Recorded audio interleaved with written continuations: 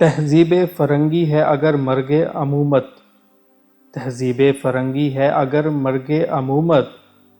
ہے حضرت انسان کے لیے اس کا ثمر موت۔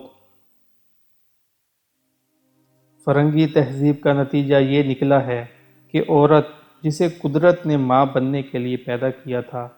ماں بننے سے انکار کرنے لگی ہے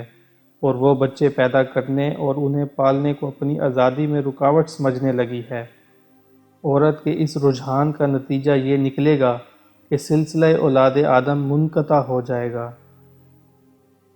جس علم کی تاثیر سے زن ہوتی ہے نہ زن، علم کی تاثیر سے زن ہوتی ہے نہ زن، کہتے ہیں اس علم کو ارباب نظر موت۔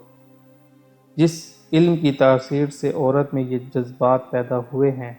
کہ وہ اپنی فطری حیثیت سے منکر ہو گئی ہے، اسی علم کو سمجھدار لوگ انسانیت کے لیے موت سے تعبیر کرتے ہیں، یعنی ایسا علم عورت کے حق میں زہر کا حکم رکھتا ہے۔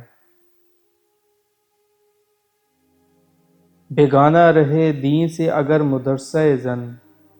بیگانہ رہے دین سے اگر مدرسہ زن، کہ عشق و مستی کے لیے علم و ہنر موت۔